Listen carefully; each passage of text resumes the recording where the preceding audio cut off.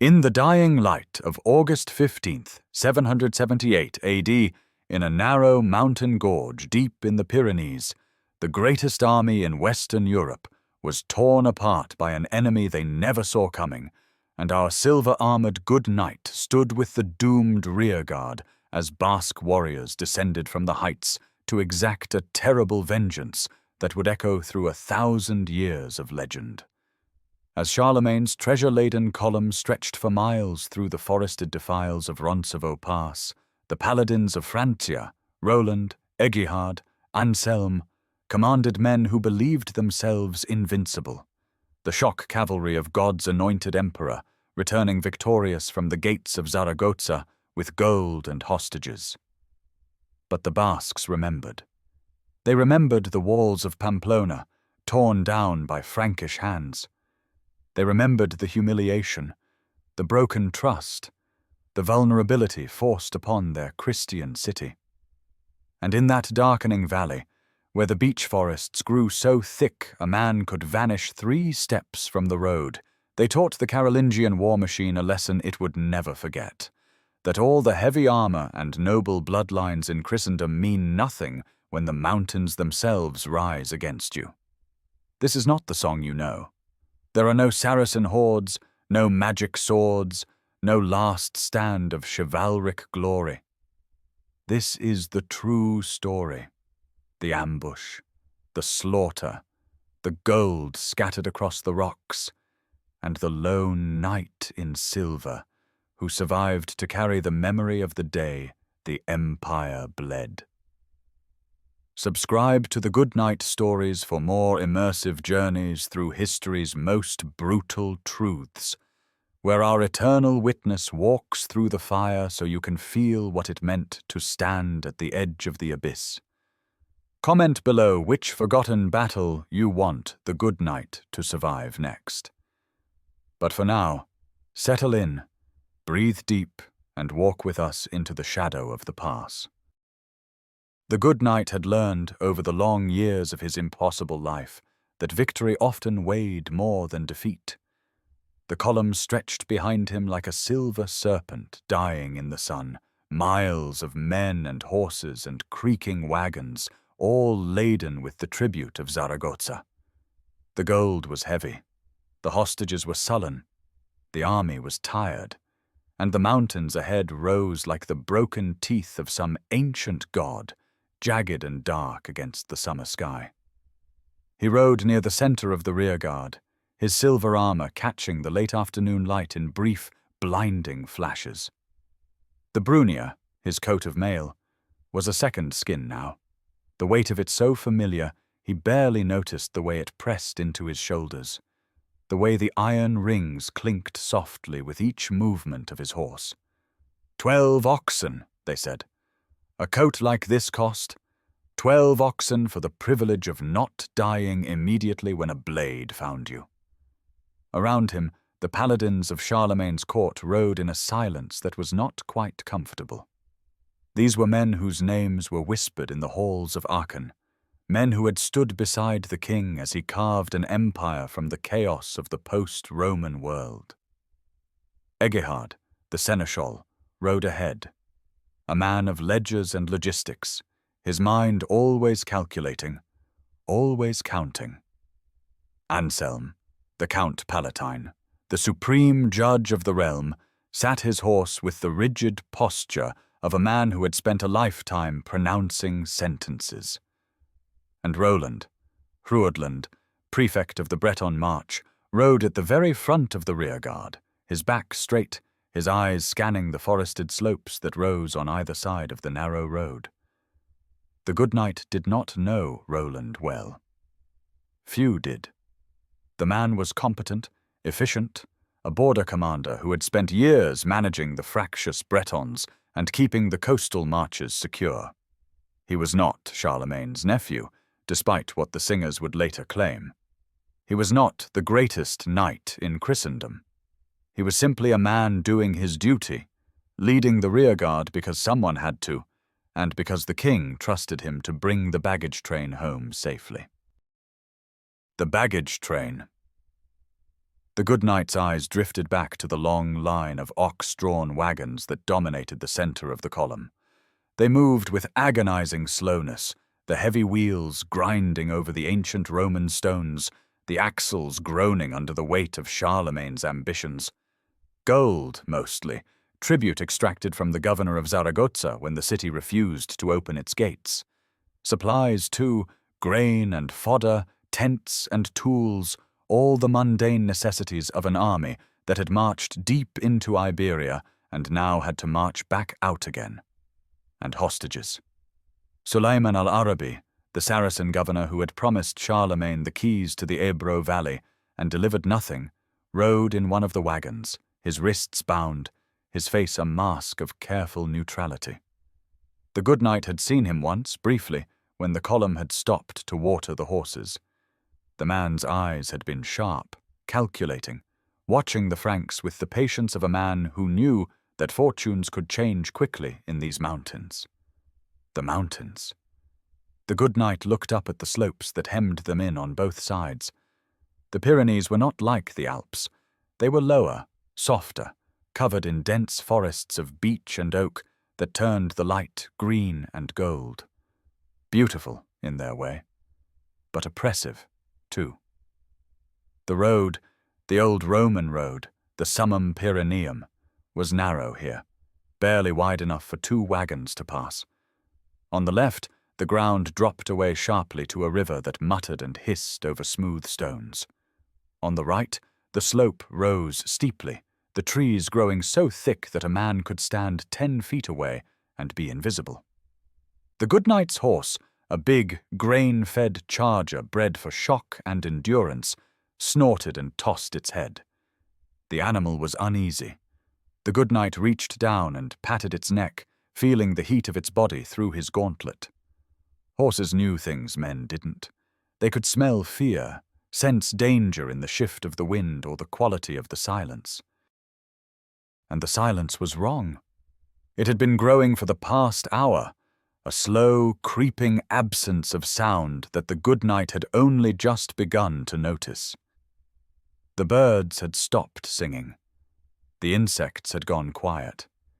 Even the river seemed muted, as if the water itself was holding its breath. He glanced at the men around him. None of them seemed to have noticed. They rode with the dull, glazed expressions of soldiers at the end of a long campaign, their minds already home, already imagining the feasts and the women and the warm beds waiting for them in Francia. The campaign had been a disappointment. Zaragoza had not fallen, the promised cities had not submitted, and the Saxons had risen in revolt back home, forcing Charlemagne to abandon his dreams of a Spanish march and retreat north with what little he could salvage. But they had survived. They had the gold, and they were going home.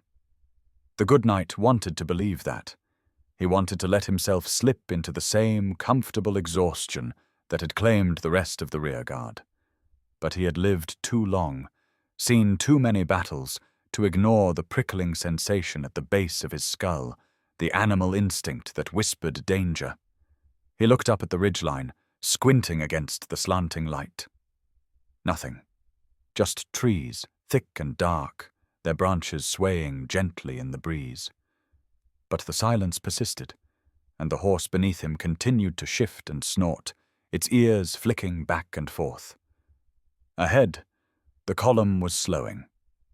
The GoodKnight could see the lead wagons grinding to a halt, the oxen lowing in protest. A bottleneck, probably, some narrow section of road where the wagons had to be maneuvered carefully to avoid tipping into the river. It happened a dozen times a day in terrain like this, but this time the column did not start moving again. The GoodKnight felt his heartbeat quicken. He rose slightly in his stirrups, trying to see over the heads of the men and horses in front of him. The road ahead curved sharply to the right, disappearing into a dense stand of trees. Beyond that, he could see nothing. "Why have we stopped?" The voice belonged to a young knight riding beside him. A boy, really, barely old enough to grow a beard, his armor still shiny and new. He had the eager, nervous energy of someone who had never been in a real battle, who thought war was glorious and death was something that happened to other people. The GoodKnight did not answer. He was listening. And then he heard it. A sound like wind, but not wind. A high, piercing ululation that seemed to come from everywhere and nowhere at once, echoing off the slopes and the trees and the stones of the road. It rose and fell in a rhythm that was almost musical, almost human, but wrong in a way that made the hair on the back of the GoodKnight's neck stand up. The Irintzi, the Basque war cry.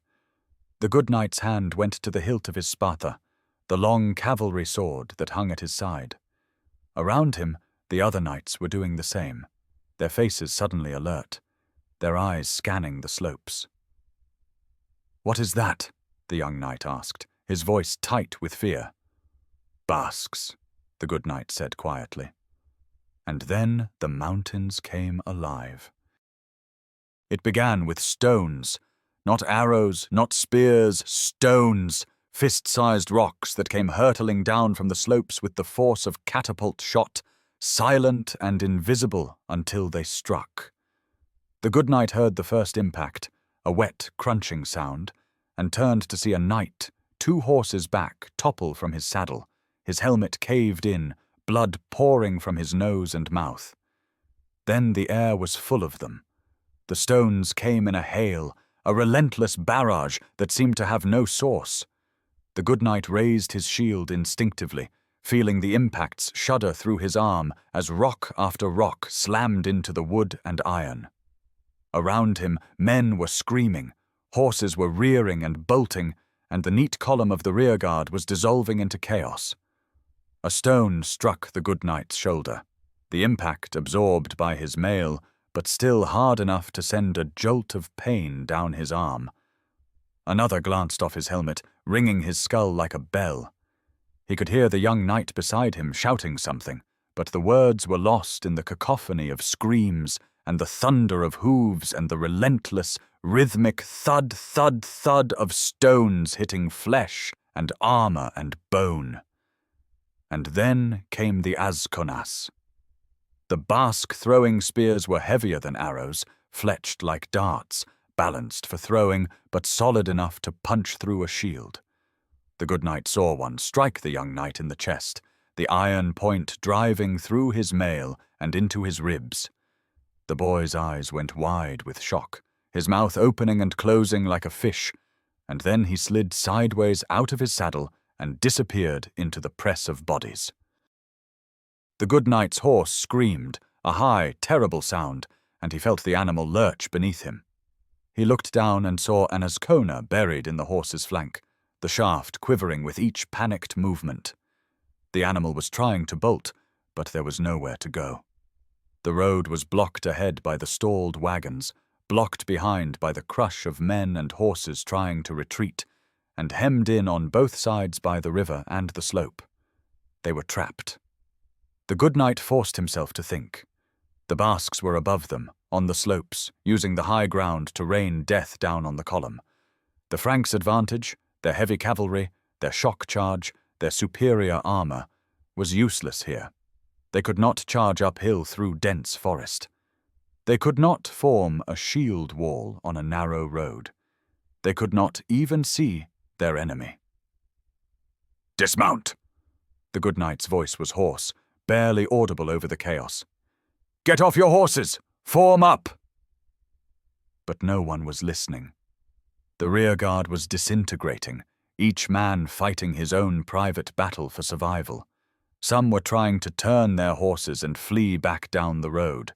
Others were dismounting and trying to climb the slope, their heavy armor dragging them down, their swords useless against an enemy they could not reach. A few, the bravest or the most foolish, were trying to organize a defense around the wagons, but the stones and spears kept coming, and men kept falling. The GoodKnight's horse went down. One moment it was beneath him, solid and real, and the next it was collapsing, its legs buckling, its weight pulling him sideways. He kicked free of the stirrups and threw himself clear, hitting the ground hard enough to drive the breath from his lungs. His shield was torn from his grip, lost somewhere in the chaos. He rolled onto his side, gasping, and looked up just in time to see a Basque warrior emerge from the trees not 10 feet away. The man was small, wiry, dressed in rough wool and leather. He carried no armor, no shield, just a short spear and a knife at his belt. His face was painted with streaks of ash or mud, and his eyes were bright with fury. The good knight scrambled to his feet, his hand closing around the hilt of his Sparta. The Basque lunged, the spear aimed at the good knight's throat. The good knight twisted, the point scraping across his mail, and brought his sword up in a short, brutal arc. The blade caught the Basque in the side, cutting through wool and flesh and bone. The man went down without a sound, his blood dark against the stones of the road. The good knight did not have time to feel anything. Another Basque was already coming, and another behind him. They were everywhere now, pouring down from the slopes like water, their war cries echoing off the mountains. They moved with a speed and agility that the heavily armored Franks could not match, darting in and out of the trees, striking and retreating before the Franks could respond. The good knight fought. He did not think, did not plan. He simply moved, his body falling into the rhythms of violence that had been carved into his muscles over centuries of war. His Sparta was a long, slashing weapon designed for fighting from horseback, and it was awkward in the close press of bodies. But he made it work, cutting down one Basque, then another, his mail turning aside the thrusts of their spears, his strength and reach giving him an advantage in the melee. But there were too many of them, and the Franks were dying. Egihard was down. The good knight saw him fall, surrounded by Basques, his sword still in his hand, his face set in a grimace of defiance. Anselm was trying to rally a group of knights near one of the wagons, but even as the good knight watched, a stone struck the Count Palatine in the head, and he crumpled like a puppet with its strings cut. And Roland was at the front of the rearguard, still trying to organize a defense, still shouting orders that no one could hear. The good knight saw him for a moment, a tall figure in bloodied mail, his sword rising and falling, and then the press of bodies closed in, and Roland was lost from sight. The good knight knew, with a cold, terrible certainty, that they were all going to die. The wagons were being looted. The Basques were tearing through the baggage train, pulling down the canvas covers, smashing open the chests, scattering the gold across the road. Suleiman al-Arabi was gone. Freed or fled, it did not matter. The hostages were gone. The treasure was gone. And the rearguard of Charlemagne's army was being butchered in a narrow mountain pass, and there was nothing anyone could do to stop it. The good knight's world narrowed to the space immediately around him. He could not think about the battle as a whole, could not think about the king or the empire or the future. He could only think about the next breath, the next step, the next swing of his sword. A Basque came at him from the left, and the good knight turned, his blade cutting through the man's arm. Another came from the right, and the good knight drove his shoulder into the man's chest, sending him sprawling. His mail was scored and dented, his arms were burning with exhaustion, and his breath was coming in ragged gasps. And then, suddenly, the pressure eased. The Basques were pulling back, not retreating, just withdrawing, melting back into the trees as quickly as they had come. The good knight stood in the center of the road, his sword still raised, his body trembling with adrenaline and exhaustion, and watched as the enemy vanished. The silence that followed was worse than the battle. The good knight lowered his sword slowly, his eyes scanning the carnage around him. The road was littered with bodies, Frankish knights in their heavy mail, their faces pale and slack in death. Horses lay where they had fallen, their legs twisted at unnatural angles, their blood pooling on the stones. The wagons had been torn apart, their contents scattered, the gold glinting dully in the fading light. And the Basques were gone. dispersed into the mountains, taking their plunder with them, leaving no trace of where they had come from or where they had gone. The good knight's legs gave out, and he sank to his knees. His sword slipped from his fingers, clattering on the stones.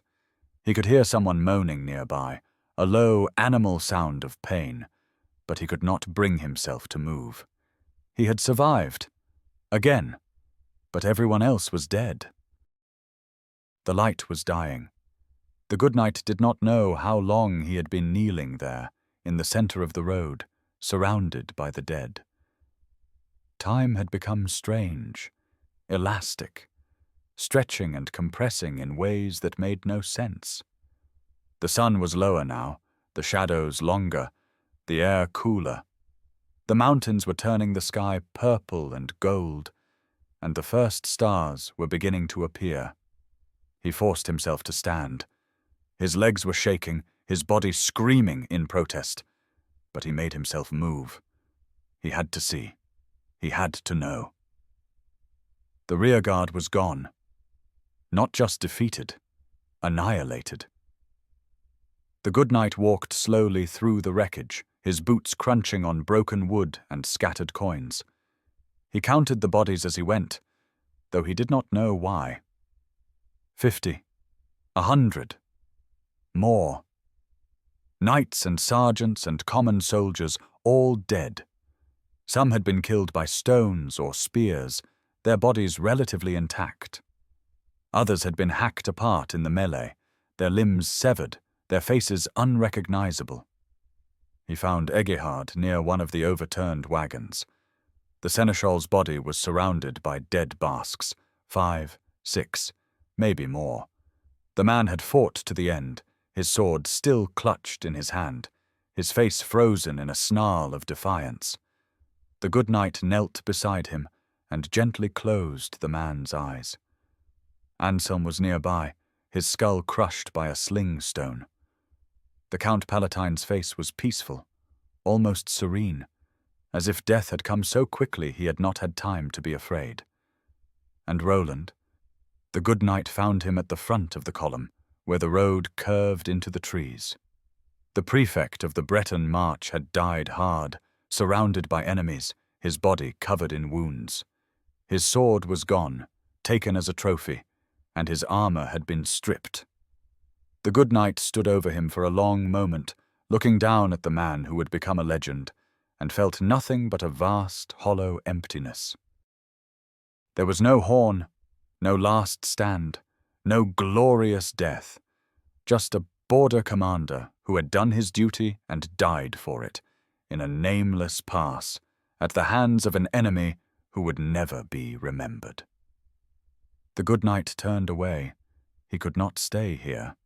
The Basques might come back. Or wolves. Or worse, Charlemagne's main army, returning to find the rearguard slaughtered and demanding answers the good knight did not have. He needed to move.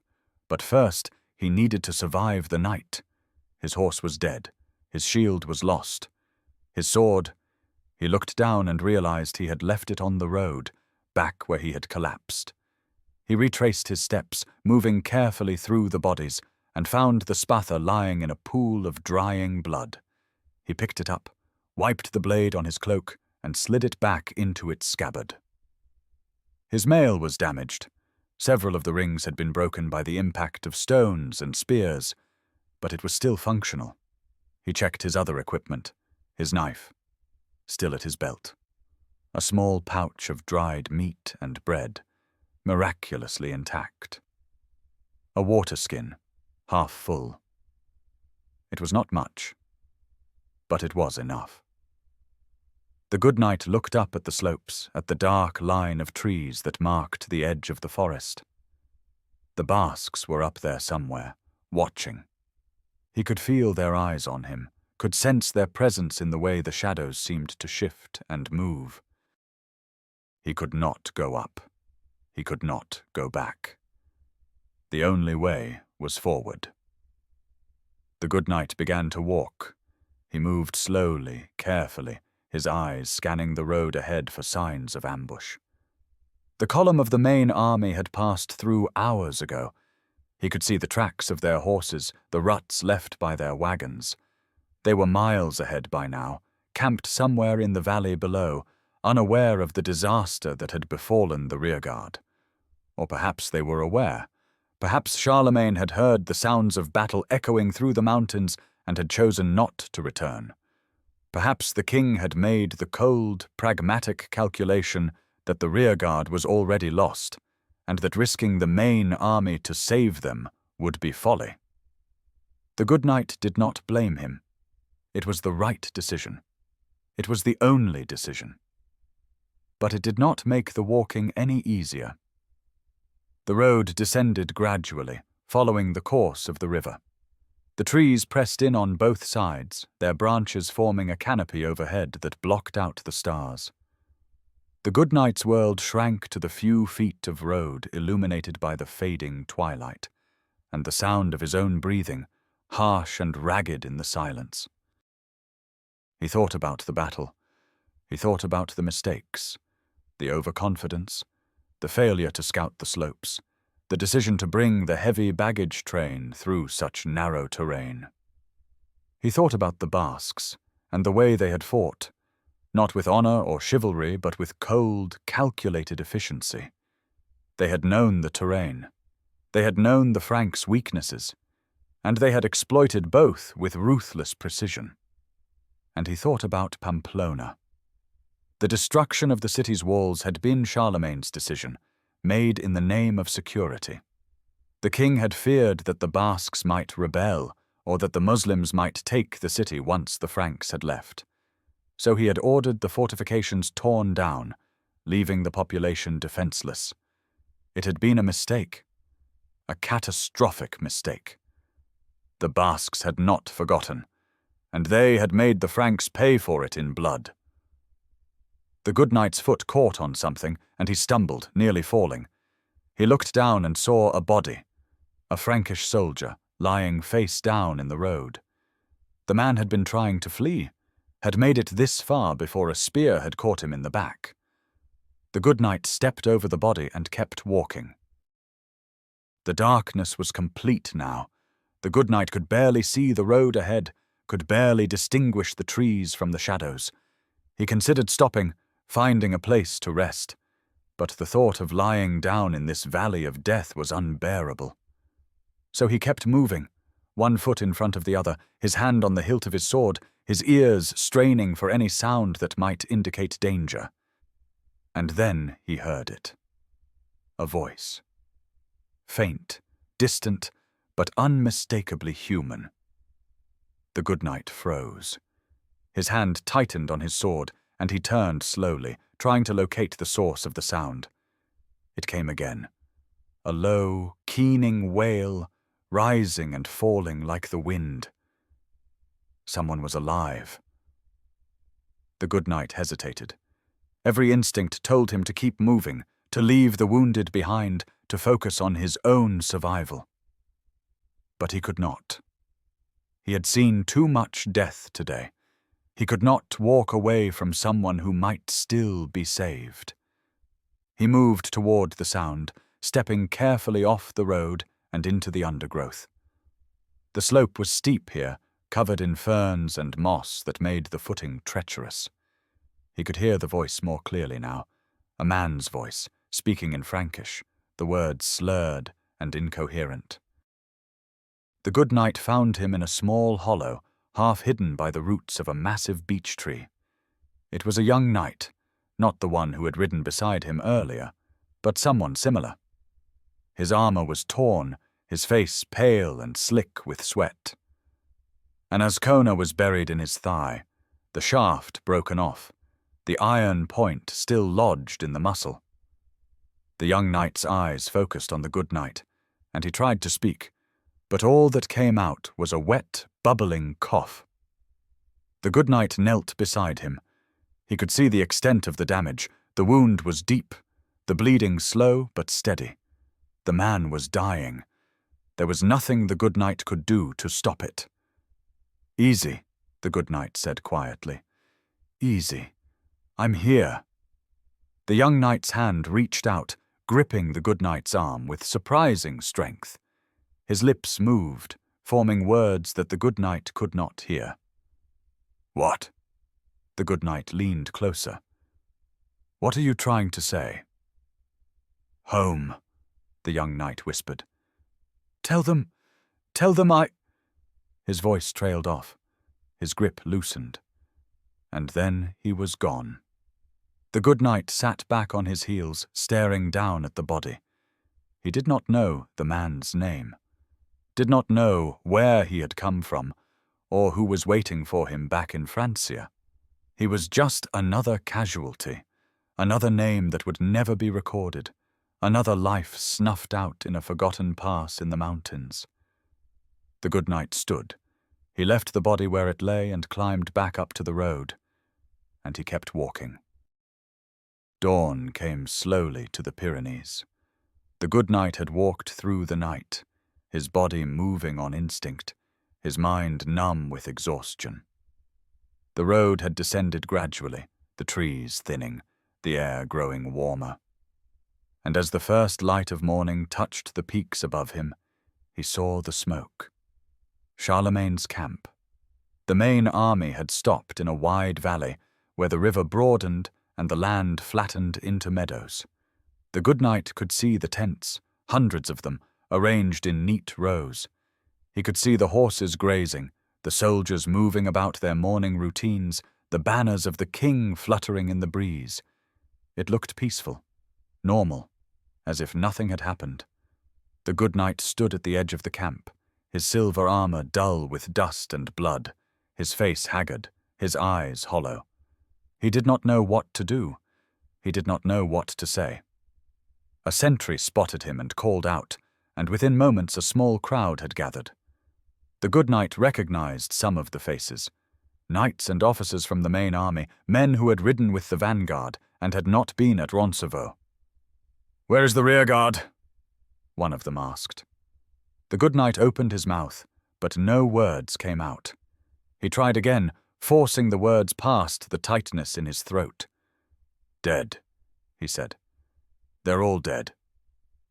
The crowd fell silent. The good knight could see the disbelief in their faces, the refusal to accept what he was saying.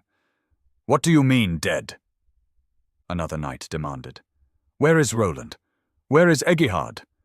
"Dead," the good knight repeated. "The Basques ambushed us in the pass. They killed everyone. I'm the only one who made it out." The silence stretched. And then, from the back of the crowd, a voice called out, "Bring him to the king." Charlemagne's tent was larger than the others, its canvas dyed a deep red, the royal standard flying above it.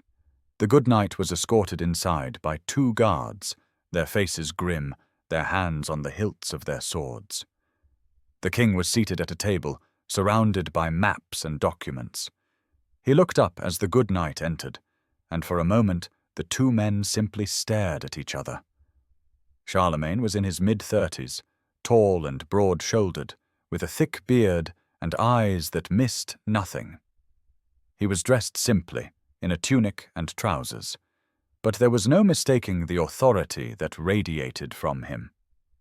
This was a man who had conquered half of Europe, who had united the Frankish tribes and forged them into an empire. And now, the good knight had to tell him that his rearguard had been destroyed. "Speak," Charlemagne said quietly. The good knight took a breath, and then, slowly, haltingly, he told the story. He described the ambush, the stones and spears raining down from the slopes, the chaos and the slaughter. He described the deaths of Egihard and Anselm and Roland. He described the looting of the baggage train, the loss of the gold, the escape of Suleiman al-Arabi. Charlemagne listened in silence. His face was unreadable, his eyes fixed on the good knight. When the good knight finished, the king did not speak for a long moment. "How many survived?" Charlemagne asked finally. "Just me, my lord," the good knight said. "As far as I know, I'm the only one." Charlemagne's jaw tightened. He looked down at the maps on the table, his hands clenching into fists. "The Basques," he said, his voice low and dangerous. "They did this." "Yes, my lord." "Why?" The good knight hesitated. He thought about Pamplona, about the walls torn down, about the humiliation and the fear. But he did not know if the king wanted to hear that. He did not know if the king could accept that this disaster was, in part, his own fault. "Revenge, my lord," the good knight said carefully. "For Pamplona." Charlemagne's eyes snapped up, meeting the good knight's. For a moment the good knight thought the king might strike him, but then Charlemagne looked away, his shoulders sagging slightly. "Leave me," the king said quietly. The good knight bowed and turned to go, but as he reached the entrance to the tent, Charlemagne's voice stopped him. "You survived," the king said. "Why?" The good knight turned back. He did not know how to answer that question. He did not know why he had survived when so many others had died. Luck? Fate? The curse of his immortality? "I don't know, my lord," he said finally. Charlemagne nodded slowly. "Go," he said. "Rest. We will speak again." The good knight left the tent and walked out into the morning light. The camp was buzzing with activity now, the news of the disaster spreading like wildfire. He could hear the whispers, could feel the eyes on him. The lone survivor, the man who had walked out of the valley of death. He found a quiet spot at the edge of the camp, near the river, and sat down. His body was trembling with exhaustion, his mind reeling. He thought about the men he had fought beside, the men who had died. He thought about Roland, and the legend that would grow around his name, transforming a brutal ambush into a tale of heroic sacrifice. And he thought about the Basques, vanishing into the mountains with their plunder, their victory complete. The good knight closed his eyes. He could still hear the Irintzi echoing in his memory, a sound that would haunt him for the rest of his endless life. The army did not pursue the Basques. Charlemagne gave the order to break camp the next morning, and the host began the long march back to Francia. The king sent a small detachment back to Roncevaux to recover the bodies, but they found little. The Basques had stripped the dead of their armor and weapons, and the wolves and ravens had done the rest. The few remains that could be identified were buried in a mass grave at the foot of the pass, marked by a simple wooden cross. The good knight did not go back. He could not bear to see that place again. The march home was long and silent. The army moved like a funeral procession, the men subdued, the usual songs and laughter absent. The loss of the rearguard was a wound that would not heal, a humiliation that could not be avenged. The Basques had melted back into their mountains, and there was no way to find them, no way to punish them. The good knight rode near the rear of the column, alone. The other knights avoided him, as if his survival was somehow shameful, as if he carried the taint of defeat. He did not blame them. He felt it himself, the guilt, the sense that he should have died with the others, that his survival was an accident, a mistake. At night, when the army made camp, the good knight would sit by the fire and stare into the flames. He did not sleep. When he closed his eyes, he saw the pass, saw the bodies, heard the screams. So he stayed awake, watching the fire burn down to embers, waiting for the dawn. Charlemagne did not speak to him again. The king was distant, withdrawn, his grief and rage turned inward. The good knight heard rumors that the king had wept when he learned of Roland's death, that he had torn his clothes and refused to eat for days. But the good knight never saw it. The king remained in his tent, surrounded by his advisers, planning the campaign against the Saxons, trying to salvage what he could from the wreckage of the Spanish expedition.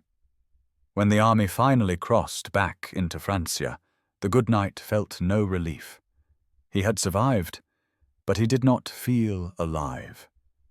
He was a ghost, a shadow, a man who had walked out of the valley of death and left his soul behind. Chapter 6. The Silence of History. Years passed. The good knight remained in Charlemagne's service, though he was never again given a position of prominence. He fought in the Saxon wars, in the campaigns against the Avars, in the endless border skirmishes that defined the reign of the Frankish king. He did his duty, and he survived, as he always did. But he never forgot Roncevaux. The official chronicles of the reign, the royal Frankish annals, made no mention of the disaster. The entry for 778 spoke only of the successful subjugation of Pamplona and the return of the army to Francia. The ambush, the deaths of the paladins, the loss of the treasure, all of it was erased, as if it had never happened. The good knight understood. The defeat was too painful, too humiliating to be recorded. It was easier to pretend it had not occurred, to bury the memory along with the bodies. But the memory did not die. In the years that followed, the good knight began to hear stories. Whispers at first told around campfires and in the halls of the great lords, stories of a battle in the mountains, of a heroic last stand, of a knight named Roland who had blown a horn to summon help that never came. The stories grew, they changed. The Basques became Saracens, the ambush became a pitched battle, the defeat became a glorious sacrifice. Roland was no longer a border commander, but Charlemagne's nephew, the greatest knight in Christendom. His sword was given a name, Durendal, and imbued with magical properties. His death became a martyrdom, a symbol of Christian valor against the Muslim horde. The good knight listened to these stories, and he said nothing. He knew the truth. He had been there. But the truth did not matter. The legend was more powerful, more useful than the reality. And so the legend grew until it eclipsed the truth entirely. Epilogue. The echo, centuries later, the good knight would stand in the pass again. The road was still there, though it had been widened and improved. The trees were the same, the mountains unchanged. But the bodies were long gone, the blood washed away by rain and time. The good knight stood in the center of the road where the ambush had occurred, and closed his eyes. He could still hear it, the erintzi, the screams, the clash of steel. He could still see the faces of the men who had died, could still feel the weight of his sword in his hand. He had survived. He had carried the memory of that day for 1,000 years, and he would carry it for 1,000 more. Because someone had to remember. Someone had to bear witness to the truth, even if the world preferred the lie. The good knight opened his eyes and looked up at the slopes, at the dark line of trees where the Basques had waited, and for a moment he thought he heard it again, the high, piercing cry echoing through the mountains. But it was only the wind. The good knight turned and walked away, his silver armor catching the light, his shadow long on the ancient stones. Our good knight will return. Subscribe for more.